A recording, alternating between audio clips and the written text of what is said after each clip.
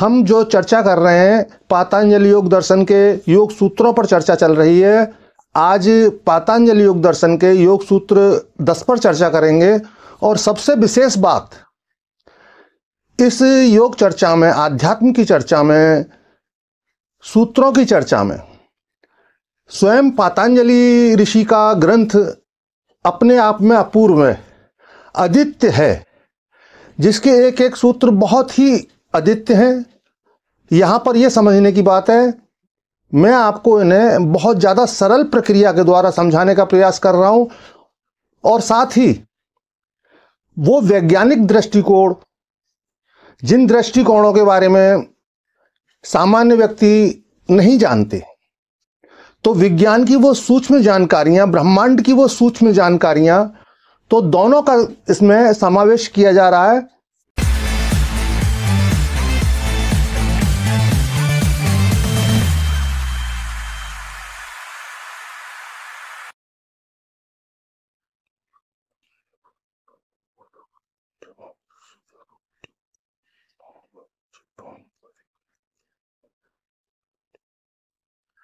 साथियों, मैं योगी हमदर्द गिरी आप सभी के चैनल योगी हमदर्द गिरी में स्वागत करता हूं। आप सभी को बहुत बहुत प्रेम। साथियों, हम जो चर्चा कर रहे हैं पातंजलि योग दर्शन के योग सूत्रों पर चर्चा चल रही है। आज पातंजलि योग दर्शन के योग सूत्र 10 पर चर्चा करेंगे। और सबसे विशेष बात इस योग चर्चा में, आध्यात्म की चर्चा में, सूत्रों की चर्चा में स्वयं पातंजलि ऋषि का ग्रंथ अपने आप में अपूर्व है, अद्वितीय है, जिसके एक एक सूत्र बहुत ही अद्वितीय हैं। यहाँ पर यह समझने की बात है, मैं आपको इन्हें बहुत ज़्यादा सरल प्रक्रिया के द्वारा समझाने का प्रयास कर रहा हूँ। और साथ ही वो वैज्ञानिक दृष्टिकोण, जिन दृष्टिकोणों के बारे में सामान्य व्यक्ति नहीं जानते, तो विज्ञान की वो सूक्ष्म जानकारियाँ, ब्रह्मांड की वो सूक्ष्म जानकारियाँ, तो दोनों का इसमें समावेश किया जा रहा है। योग सूत्रों को हम ब्रह्मांड की वैज्ञानिकता के आधार पर और आध्यात्मिकता के आधार पर दोनों प्रकार से समझेंगे। और ये सीरीज साथियों बहुत ज़्यादा आगे बहुत बेहतरीन होने वाली है और बहुत ही ज़्यादा डीप में जाने वाली है। इसलिए सीरीज को आप कंटिन्यू रखें और बीच बीच में स्किप करके ना देखें। तो साथियों, आज का विषय शुरू करते हैं। आज का सूत्र है 10वां सूत्र योग सूत्र का। यहाँ पातंजलि ऋषि क्या समझाना चाह रहे हैं, अब इस चीज को हम समझेंगे। यहाँ पातंजलि ऋषि का सूत्र है अव प्रत्यलंबना वृत्ति निद्रा, यानी निद्रा वो वृत्ति है जो अभाव के ज्ञान पर आधारित है। निद्रा में कोई ज्ञान नहीं होता, यहां पर ज्ञान का पूरी तरह से अभाव होता है। आज हम निद्रा वृत्ति के बारे में समझेंगे कि निद्रा वृत्ति है क्या, इसके वैज्ञानिक दृष्टिकोण भी समझेंगे और आध्यात्मिक दृष्टिकोण भी समझेंगे। आध्यात्मिक दृष्टिकोण में सबसे पहले जो ऋषि कह रहे हैं कि वृत्ति यानी एक समस्या, एक बाधा, तो निद्रा एक बाधा है हमारे अध्यात्म के लिए। जब भी कोई साधक मेडिटेशन की ओर बढ़ते हैं, नए साधक, तो सबसे बड़ी समस्या निद्रा उत्पन्न करती है, क्योंकि एक निद्रा वृत्ति है। जब आप आंख मूंद कर एक ही आसन में स्थिर होकर बैठते हैं तो आपको पता नहीं चलता कब जो है आपके ऊपर निद्रा हावी हो जाती है और आप बैठे बैठे सो जाते हैं। आपको लगता है कि आप गहरे ध्यान में चले गए। तो ये एक वृत्ति है। तो इस वृत्ति को भी, जैसे कि सभी वृत्तियां धीरे धीरे अभ्यास करने से, मेडिटेशन करने से, प्राणायाम करने से, स्वाध्याय करने से धीरे धीरे सारी वृत्तियां दूर होती हैं। इसी तरह से निद्रा, जो कि हमारे ध्यान में बहुत बड़ी वृत्ति है, बाधा है, ये भी दूर होती है। तो अब समझिए निद्रा को। अब निद्रा को थोड़ा डिटेल से समझते हैं। निद्रा आखिर है क्या। सामान्य अवस्था में हमें निद्रा की बहुत आवश्यकता है। अगर हम निद्रा नहीं लेंगे तो हमारे शरीर की रिपेयरिंग नहीं होगी, क्योंकि निद्रा में ही हमारे शरीर की रिपेयरिंग होती है, हमारा इम्यून सिस्टम स्ट्रांग बनता है। अगर हमारी गहरी निद्रा होगी तो हमारा इम्यून सिस्टम अच्छा होगा। इसके लिए गहरी निद्रा आवश्यक है। लेकिन यही निद्रा जब ध्यान में बाधा डालती है तो दोनों का बैलेंस, संतुलन होना चाहिए। हमें निद्रा के समय निद्रा आनी चाहिए। कई लोगों को सामान्य अवस्था में भी निद्रा के आजकल शिकार हैं, तो उन निद्रा से जो निद्रा ना आने का कारण है वो भी इस विषय में आगे जो है उल्लेख किया जाएगा कि उनकी निद्रा के लिए उन्हें निद्रा नहीं आती, ठीक से नहीं सो पाते, फ्रेश नहीं रह पाते, सारा दिन खराब होता है। तो इस ग्रंथ में इस विषय पर भी चर्चा करेंगे और समझेंगे कि हम कैसे गहरी नींद ले सकते हैं और उस गहरी नींद के हम अपने जीवन में कैसे लाभ उठा सकते हैं और अपना जीवन सुखी बना सकते हैं। और उसी निद्रा को समझकर हम जब मेडिटेशन करते हैं वो निद्रा हमारे लिए बाधा ना बने, वृत्ति ना बने। तो हमें समझना है, तब हमारी डेल्टा वेव्स चलती है हमारी माइंड में। जब कई तरह की अलग अलग स्थितियों में वेव्स एक्टिव रहती हैं और हमें निद्रा आती है डेल्टा वेव्स के कारण। जब हम डेल्टा वेव्स में जाते हैं तो स्लीपिंग कंडीशन में शांत होकर गहरी निद्रा में प्रवेश कर जाते हैं। तो यहां ये समझिए आप, डेल्टा वेव्स का कार्य ये है। और दूसरी वेव्स है थीटा वेव्स। थीटा वेव्स, जब थीटा वेव्स एक्टिव होती है तो हमारे ज्ञान की गहरी अवस्था एक्टिव होती है। ध्यान चेतना की अवस्था में हम आते हैं, हमारी चेतन अवस्था एक्टिव होती है, हमारा कॉन्शियस माइंड एक्टिव होता है उस समय। जब हम थीटा वेव्स में प्रवेश करते हैं तो मन की जो सक्रियता है, हमारे सबकॉन्शियस माइंड की जो एक्टिविटीज हैं वो बहुत ज़्यादा स्थिर होने लगती हैं। तो अब समझते हैं तीसरी वेव्स के बारे में। तो यहां पर जो विज्ञान के अनुसार तीसरी वेव्स है अल्फा वेव्स। अल्फा वेव्स में जब हमारे माइंड में अल्फा वेव्स एक्टिव होती है तो हमारा माइंड किस तरह से कार्य करता है इस चीज को समझते हैं। जब हमारा माइंड में अल्फा वेव्स एक्टिव होती है, अल्फा वेव्स के एक्टिव होने पे हम रचनात्मक कार्य करते हैं, नए नए विचार, नए नए आइडिया हमारे माइंड में आते हैं और रिलैक्स होते हैं, सहज होती हैं।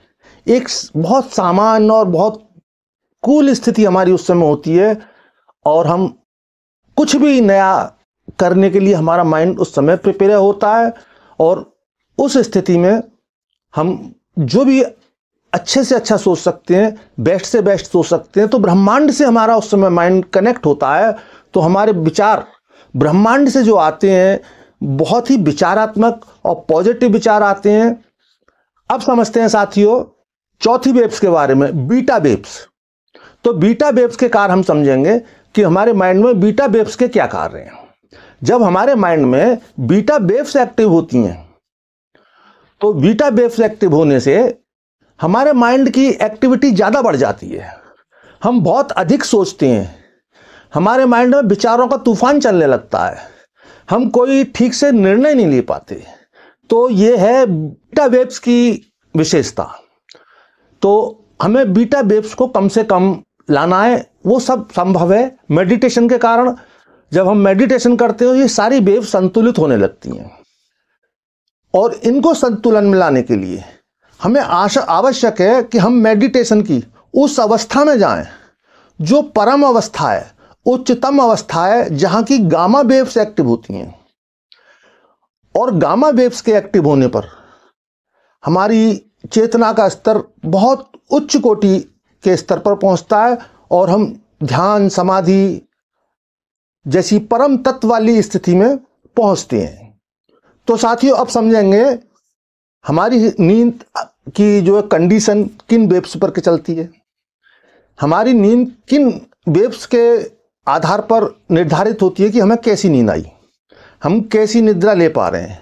तब हम हल्की निद्रा में होते हैं, जब शुरू में सोते हैं और जब हल्की निद्रा में होते हैं तो साथियों उस समय अल्फा और थीटा वेव्स एक्टिव होती हैं। हल्की निद्रा में अल्फा और थीटा वेव्स एक्टिव होते हैं जब हमारी निद्रा बहुत हल्की होती है, पूरी तरह सोए नहीं होते, पूरी तरह जागे नहीं होते, हल्की हल्की निद्रा में प्रवेश करते हैं। थोड़ी नींद गहरी होती है, हल्की नींद से जब थोड़ी हम गहरी नींद की ओर प्रवेश करते हैं तो उस समय एक्टिव होती हैं थीटा वेव्स, और थीटा वेव्स के एक्टिव होने से हमारी नींद थोड़ी सी और बेहतर होती है और गहराई की ओर जाती है। और हमें पूरी गहरी नींद में जाने के लिए बहुत आवश्यक है हमारे माइंड में डेल्टा वेव्स का एक्टिव होना। जब हमारे माइंड में डेल्टा वेव से एक्टिव नहीं होती और कम सक्रिय होती है तो हमें नींद की समस्या आने लगती है, हमें नींद में बाधा आने लगती है, हम ठीक से सो नहीं पाते, हमारे सारे काम समय बेसमय होने लगते हैं और चिड़चिड़ापन रहता है।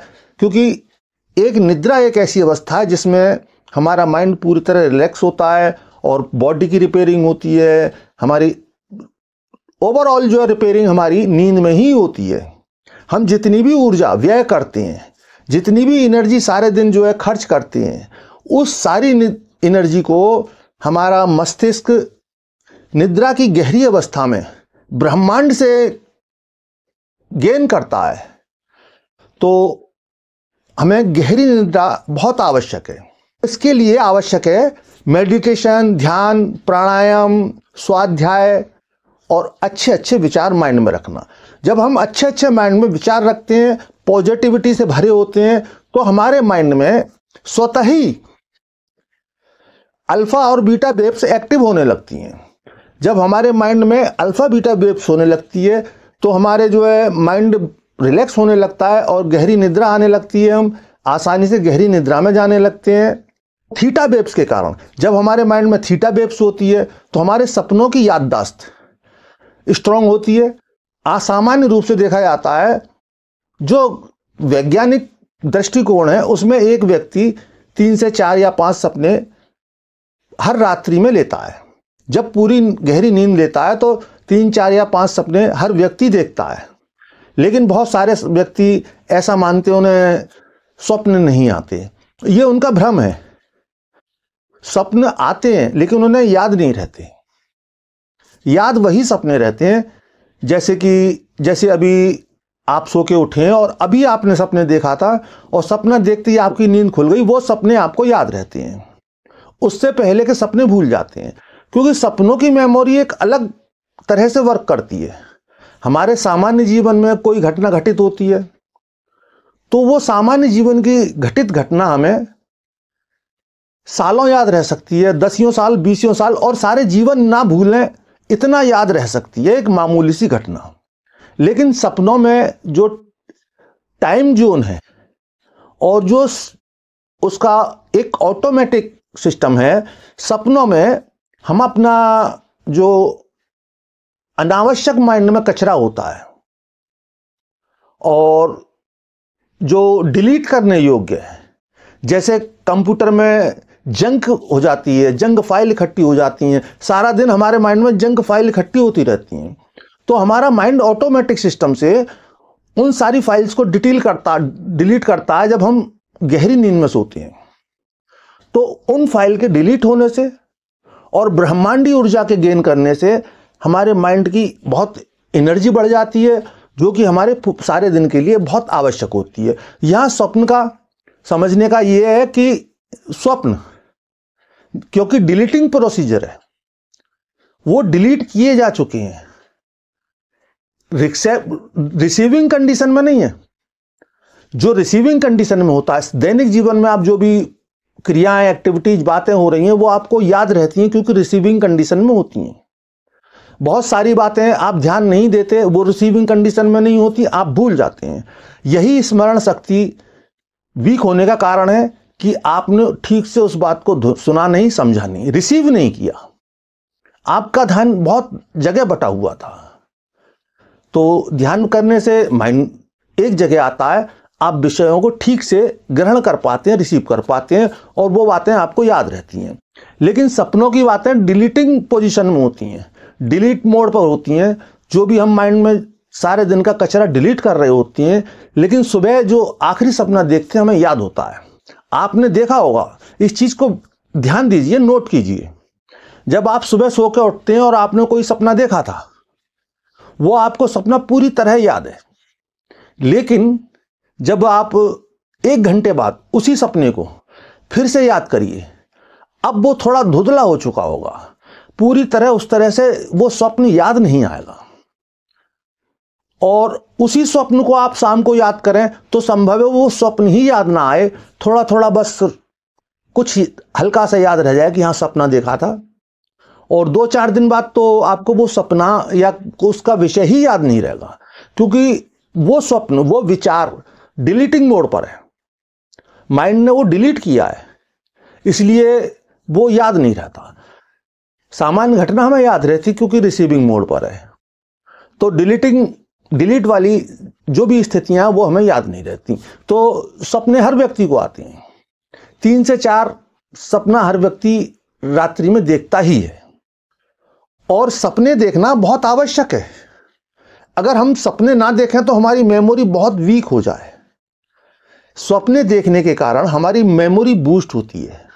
जब हम रात्रि को नींद की अवस्था में, गहरी नींद की अवस्था में, स्वप्न अवस्था में होते हैं तो हमारी मेमोरी बूस्ट होती है, डिलीटिंग होती है, एक विचार डिलीट हो रहा है, लेकिन हमारी स्मरण शक्ति, हमारी मेमोरी उस समय बूस्ट हो रही होती है। और सपनों में एक विशेष और चीज है, ये एक सामान्य स्वप्न है। स्वप्न सामान्य ही नहीं, विशेष भी होते हैं। स्वप्न के माध्यम से हम अपने पास्ट में भी जा सकते हैं, बहुत पास्ट में भी जा सकते हैं, और फ्यूचर में भी जा सकते हैं। मतलब जिसे कि साइंस कहता है कि टाइम ट्रैवलिंग, पास्ट ट्रैवलिंग या future travelling, past time travelling, तो जो कि साइंस कहता है वो सपनों के द्वारा होता है।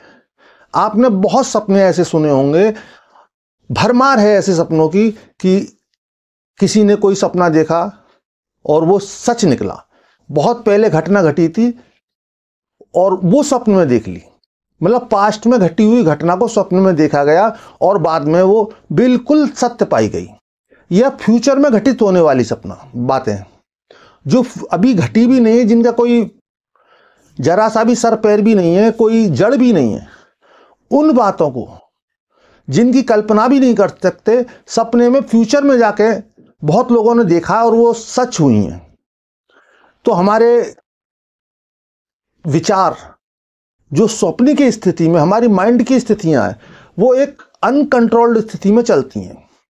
और जब हम मेडिटेशन के द्वारा, ध्यान की गहरी अवस्थाओं के द्वारा उन गहरी अवस्थाओं में जाते हैं जहां की हमारी गामा वेव्स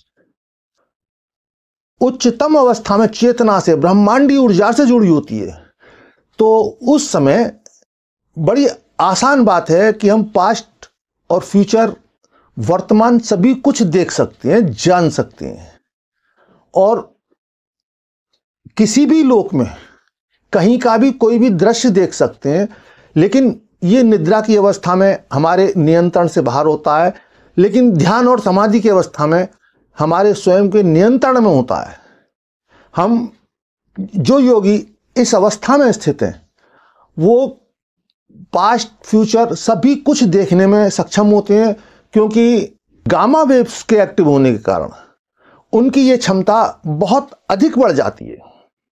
क्योंकि सामान्य अवस्था में डेटा वेव्स जो होती हैं 5 से 4 हर्ट्ज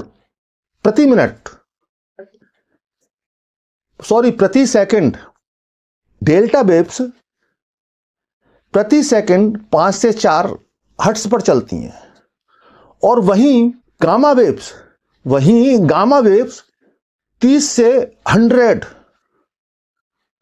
हर्ट्ज पर प्रति सेकंड चलती हैं। तो ये वेव्स